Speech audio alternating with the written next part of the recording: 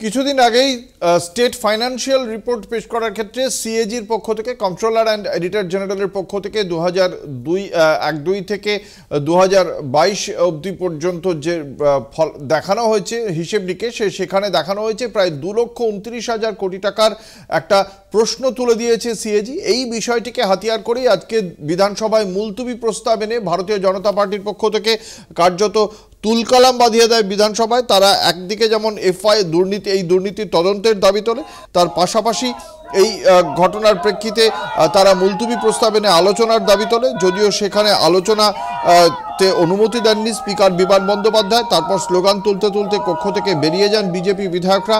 বিধানসভার সিঁড়িতে তারা বিক্ষোভ দেখান।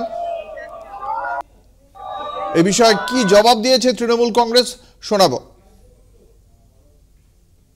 কত বড় একটা বুজরুকি, মানুষকে বিভ্রান্ত করবার একটা চক্রান্ত, সেটা বোঝাই যায়। ফলে বিধানসভায় নাটক করা যাবে, কিন্তু বিধানসভায় এটা আলোচ্য বিষয়ই নয়। কারণ এইটা কবে করেছে? যা কিছু হচ্ছে সব হচ্ছে 2021-এ হেরে যাওয়ার জন্য।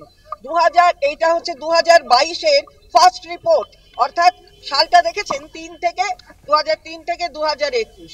মানে যা কিছু হেরে যাওয়ার পরে। তাই যদি হতো তাহলে 19-এর আগে বললে না কেন?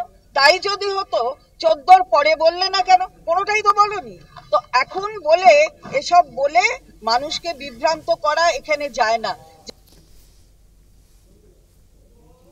আপনাদের জানিয়ে রাখি, 2002-03 আর্থিক বছর থেকে 2020-21 আর্থিক বছর পর্যন্ত 2,29,000 কোটি টাকা খরচের হিসেব তারা পায়নি বলে জানিয়েছে স্টেট ফাইন্যান্সিয়াল রিপোর্টে সিএজি, এবং সেই খরচের যথাযথ হিসাব রাজ্য সরকার দেয়নি বলেই দাবি এই সংস্থার।